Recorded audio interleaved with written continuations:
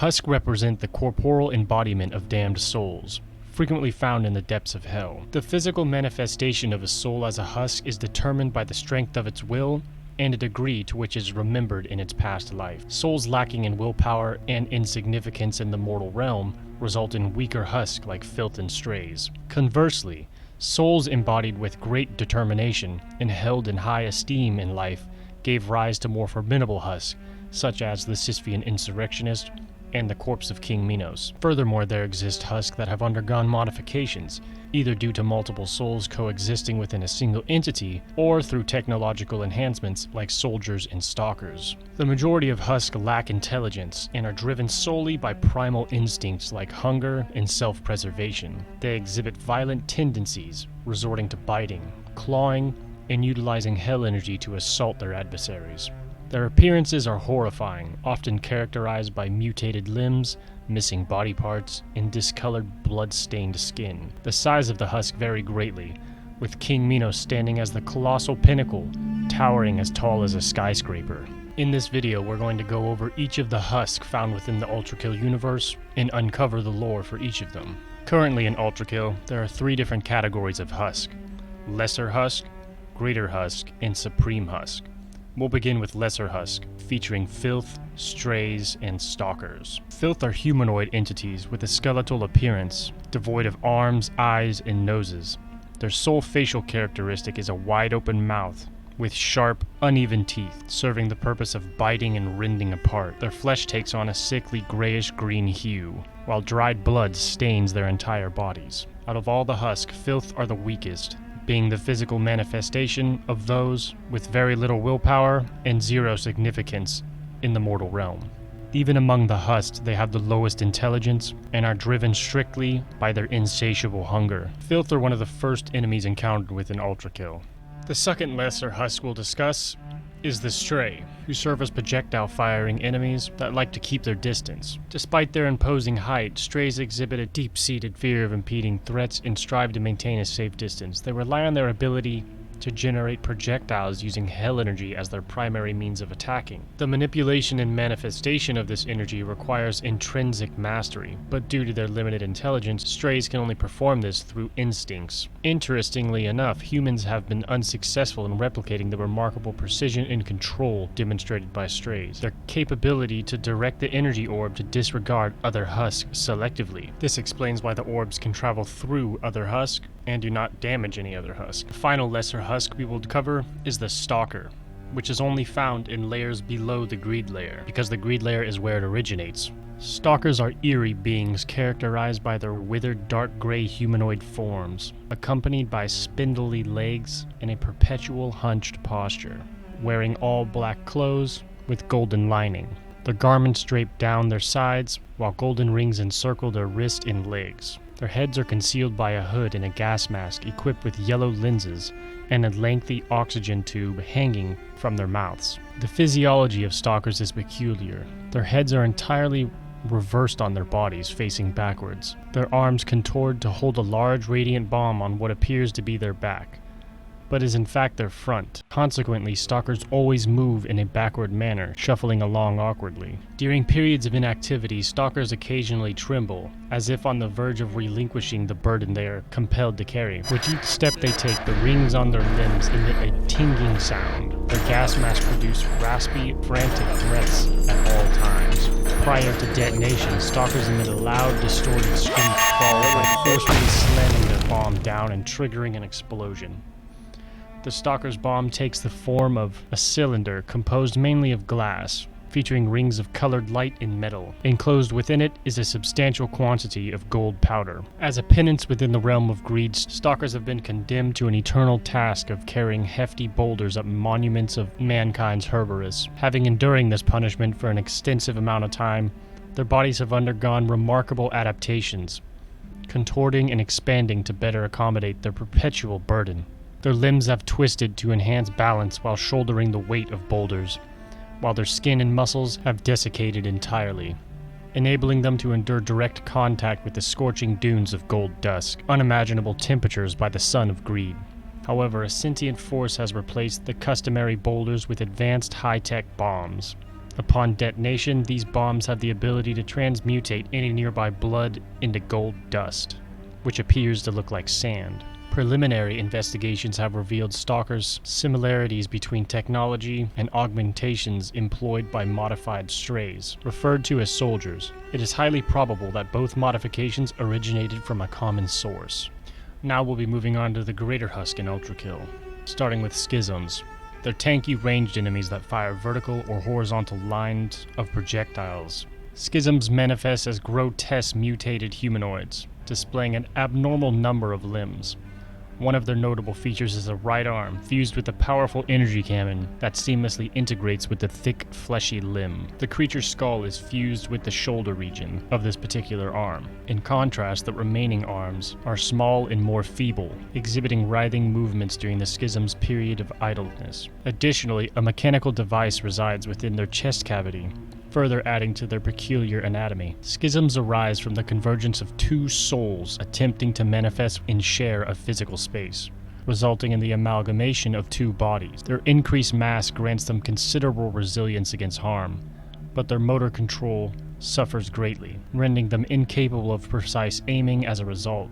Schisms rely on launching barrages of energy orbs in the direction of their adversaries, compensating for their lack of precision. The second Greater Husk in ULTRAKILL is the Soldier. Soldiers are augmented, upgraded versions of strays and share a very similar appearance and function in combat. Soldiers represent an advanced evolution of the stray, showcasing enhanced abilities and incorporating mechanical enhancements into their design. These upgrades include the addition of an arm cannon, a metallic mask covering their face, and a mechanical leg. Compared to their stray counterparts, soldiers exhibit a cleaner appearance with reduced blood stains on their bodies.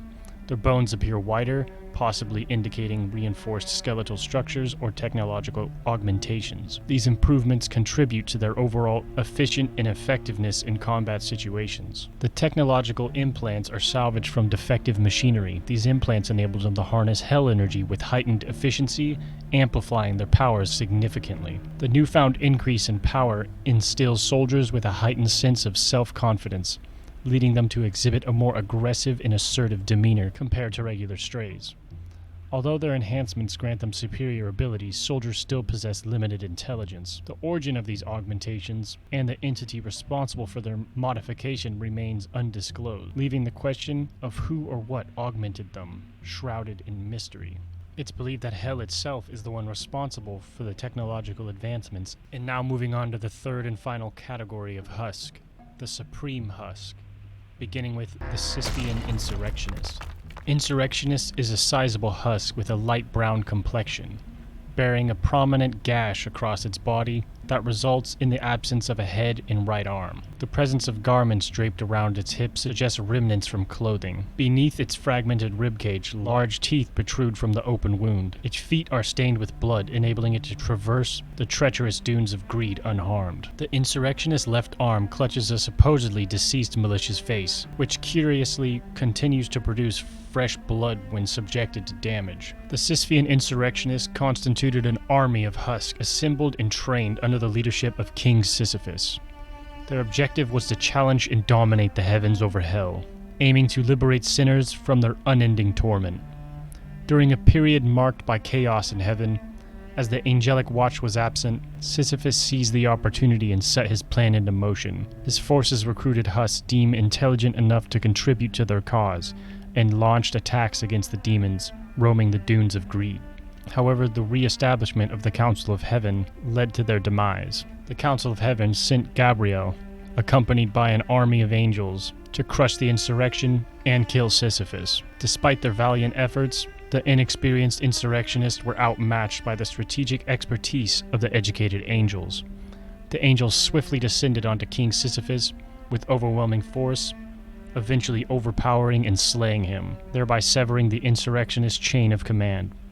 Left scattered and disoriented, the warriors were easily picked off one by one, their bodies dismembered. Only the essential remnants necessary for their eternal punishment of hauling heavy boulders up monuments of mankind's arrogance and greed were left behind. While the blood of their adversaries still stains their bodies and their grasp cling onto their fallen foes, their indomitable will and intense fury serves as a constant reminder of the mental torment resulting from close they came to achieving freedom. If you would like to learn more about King Sisyphus and his lore, click on the tab in the top right corner or visit the description for a link to the video. Now we will move on to one of the most devoted husks of all the husks in hell, the Ferryman. The Ferryman is a skeletal humanoid entity characterized by the presence of ethereal blue bones, wearing a modest small white robe that conceals his torso. Encircling his limbs are golden ring-like artifacts, while atop his hood rests a symbol reminiscent of a crescent moon. In his grasp he wields a substantial white boat oar, evoking the essence of his role as the ferryman. Ferrymen represent a rare breed of husk, distinguished by their physical prowess, honed skills, and their unbroken devotion to the heavens above, allowing them to be transporters between the realms of hell. As a testament to their devotion to the divine order, each ferryman has been bestowed with a holy cloth from the heavens. They don this garment, veiling their bodies to conceal the human form they've grown to despise, a constant reminder of their past sins that prevented them from ascending to angelic status. In their favor, ferrymen have willingly shed their own flesh and skin, leaving behind only bare bones, infused with holy power, the clothing granting the skeletal bodies of ferrymen with a vibrant, radiant hue. Moreover, the skulls of ferrymen possess latent energy capable of opening gates that would typically impede other husks from exiting their respective realms of torment. Since each ferry can only accommodate a single ferryman at a time, when a new ferryman emerges, they engage in a lethal battle, fighting over both the ferry and the holy cloth. The defeated ferryman's skull serves as a trophy and allows the victor to pass through different layers of hell, facilitating the transport of damned souls to their designated destinations. Ferrymen often draw upon their memories from their previous lives, utilizing their past knowledge and experience to improve their ferries. Over time, they outgrow the need for oars, repurposing them solely as weapons in their arsenal. With the influx of souls following the demise of humanity, ferrymen find themselves adrift without a purpose, aimlessly wandering in the hope that the angels will grant them passage into heaven. Regrettably, only Gabriel exhibits any concern for their endeavors, leaving their faith uncertain. If you would like to learn more about ferrymen, click the tab in the top right corner or visit the description where a video about them can be found there. And now for the final and most formidable supreme husk of them all, the corpse of King Minos. The corpse of King Minos stands as an imposing figure, a colossal dark humanoid shrouded in an aura of intimidation. Its stark white eyes emit piercing beams of light, adding an eerie illuminescence to its appearance.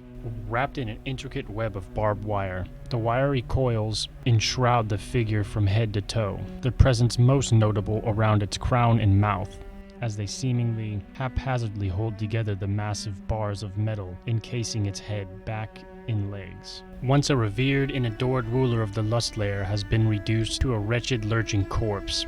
His colossal size as a husk is a testament to the immense power of his will and lasting memory of his just and noble reign as king in the mortal realm, which has endured for countless millennia even after his demise. Although the faint traces of his original soul linger within, the body itself is now animated and manipulated solely by the parasitic serpents he once commanded. These snake-like parasites have taken complete control, guiding the movements and actions of the lifeless husk. In the renaissance of the Lust Layer, King Minos' corpse now seeks only sinners to punish, embodying a relentless pursuit of justice and retribution in the realm of the damned. If you would like to learn more about King Minos and the renaissance of the Lust Layer, click the tab in the top right or visit the description down below, where a video link can be found. These are all the functioning husks within ULTRAKILL. But there is one more husk that I do believe needs mentioned, even though we never see it moving or possessed, and that is the husk of King Sisyphus. The husk of King Sisyphus can be found within a pyramid hidden behind a secret wall. There the husk can be found pinned to the wall by barbed wire, burned to a crisp, and beheaded by the blade of Gabriel. If you'd like to learn more about King Sisyphus' story and the insurrection he started with his army, click the tab in the top right or visit the video description for more. As of right now in the ULTRAKILL universe, these are all the notable husks that wander the layers of hell. Some more powerful than others, some also more memorable than others. And let us not forget that these husks are the physical manifestation of previous lives. So let's do them a favor and end their suffering by putting them to rest eternally.